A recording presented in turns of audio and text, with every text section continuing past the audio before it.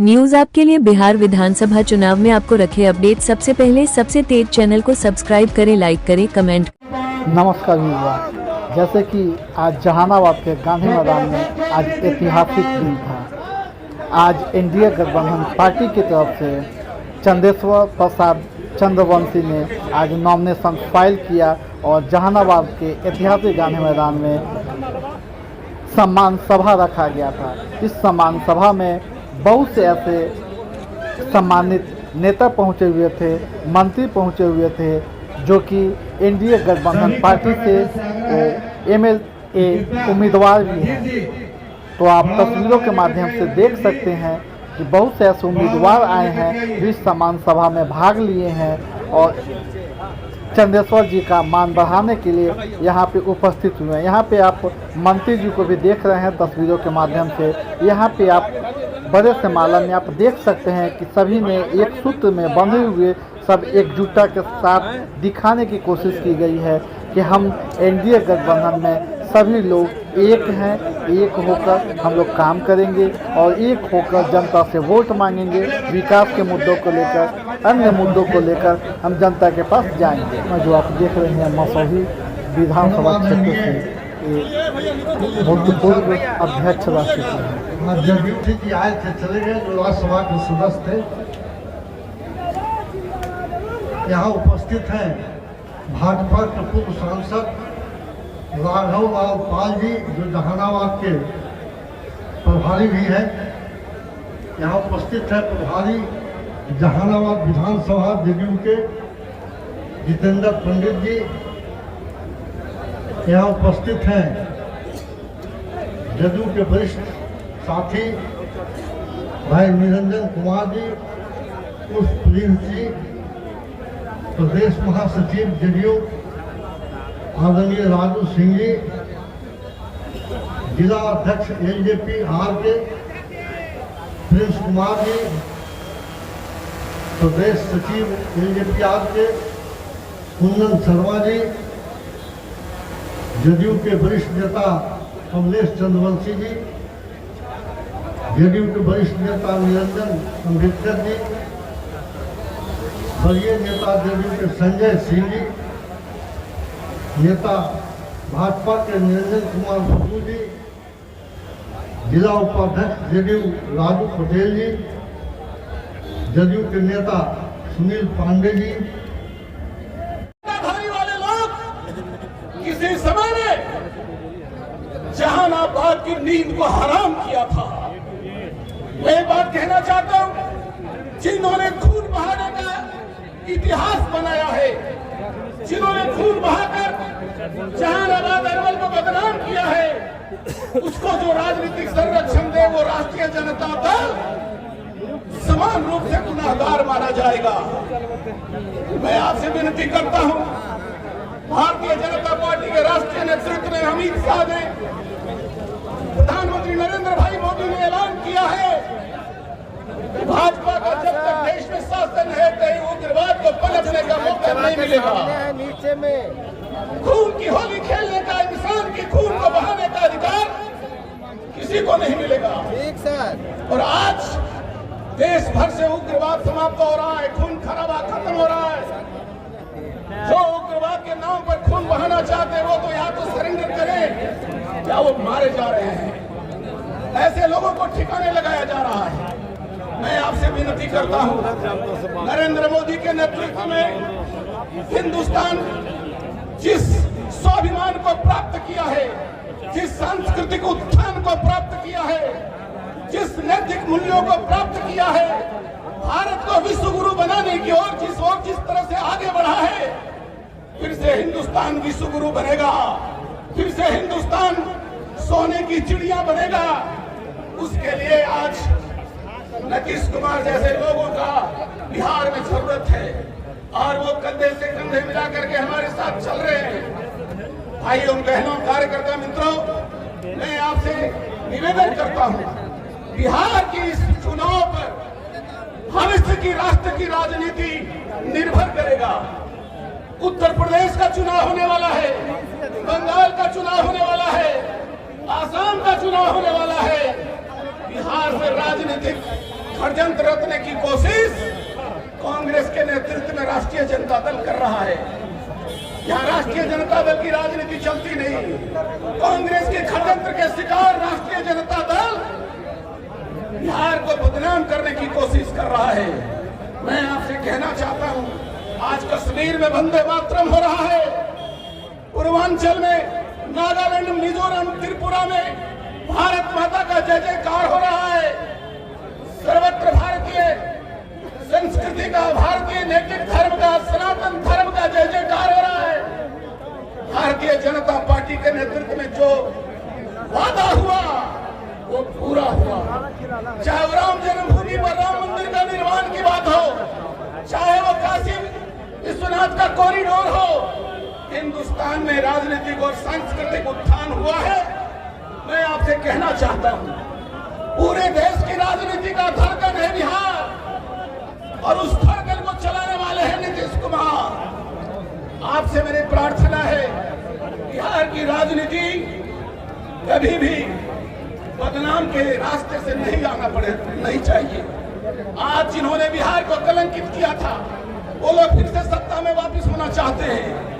कभी और आपसे मौका मिलेगा, समय काफी हो गया है। भाइयों बहनों कार्यकर्ता मित्रों, आप ही कर्णधार हैं, आप ही इस राजनीति को चलाएंगे, आप ही बिहार को बचाएंगे और बिहार के रास्ते से हिंदुस्तान को बचाएंगे। इसलिए मैं आपसे प्रार्थना करता हूं, नरेंद्र मोदी के हाथों को मजबूत करने के लिए, अमित शाह के हाथों को मजबूत करने के लिए, नीतीश कुमार के नेतृत्व में बिहार में आने वाले दिनों में राजनीतिक दिशा को तय करिए और यहाँ राष्ट्रीय जनतांत्रिक गठबंधन के जो उम्मीदवार हैं उनको तीर छाप पर मुहर लगा करके नरेंद्र मोदी के हाथों को मजबूत करिए। बोलिए भारत माता की। लगता है आपको भूखा गए, थोड़ा दम से जहानाबाद की आवाज तो थोड़े से में पटना तक जाना चाहिए।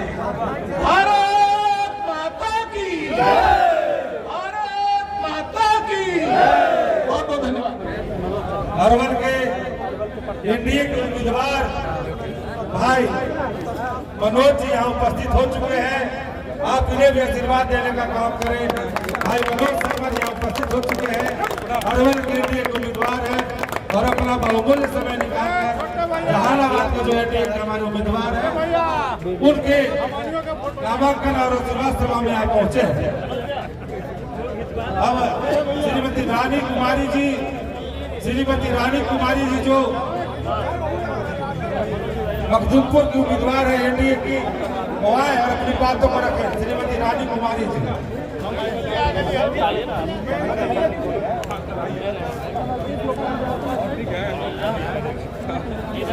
पासवान जिंदाबाद, रानी कुमारी जिंदाबाद, मखदूमपुर की जनता जिंदाबाद।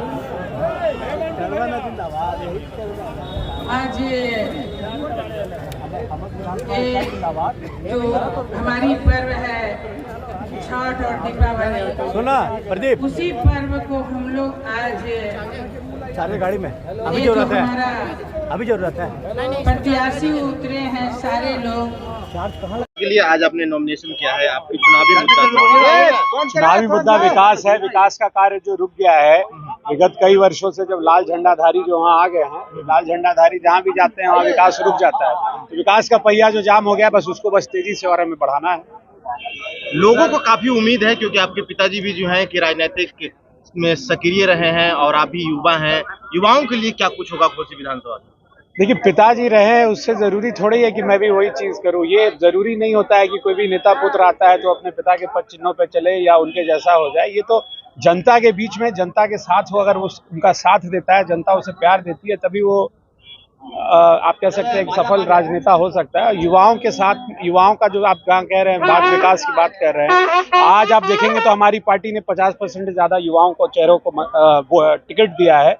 तो युवाओं की हिस्सेदारी इस सरकार में हमारी सरकार ने बढ़ाई है और हम चाहते हैं, क्योंकि आज जो प्रदेश में युवाओं का जनसंख्या है वो भी उतना ही है, इसलिए हमारी भागीदारी उचित है, समुचित है।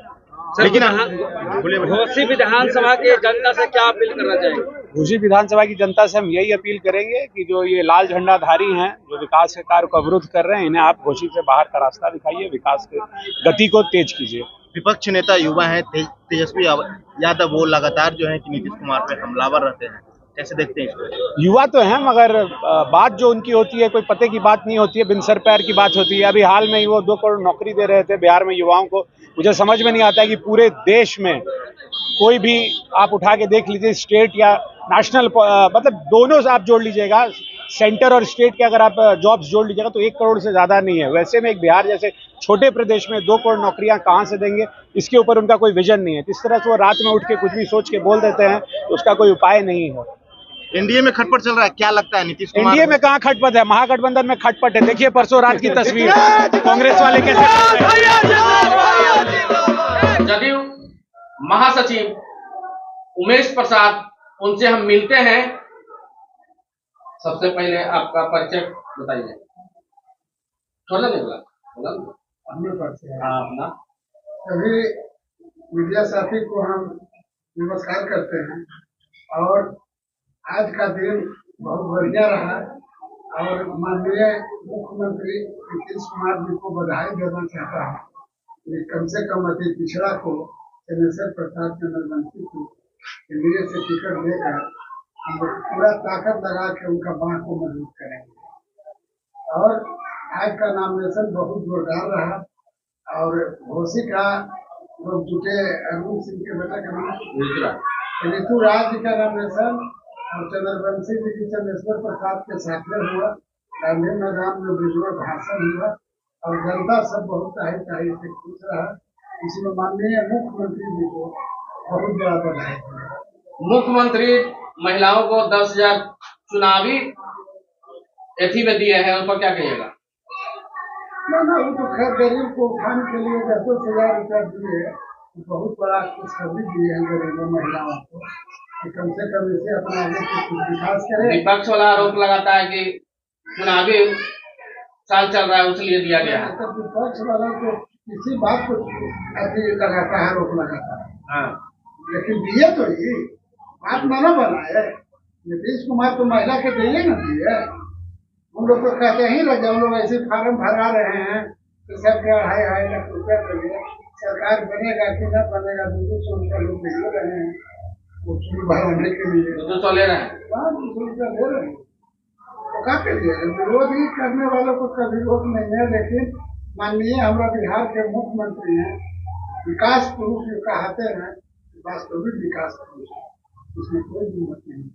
हम इनको उस समय से देखे हुए हैं जो 13 दिन के लिए मुख्यमंत्री बने थे, जिस समय बहुमत सिद्ध हुआ था, इनका नहीं सिद्ध हुआ था, तो क्षेत्र में जनता के बीच में घूम को अपना बात को रखे थे कि एक बार नीतीश कुमार के मुख्यमंत्री बना के आप लोग देखिए, अगर विकास घर घर गंगा नहीं पहुंचा है तो नीतीश मेरा नाम नहीं। चंद्रेश्वर चंद्रवंशी एमपी के चुनाव लड़े, हार गए।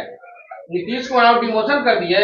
विधायक में प्रिंस जी थे, जिला अध्यक्ष थे, उन सब रेस में थे, उन सब के कहा टिकट दिए?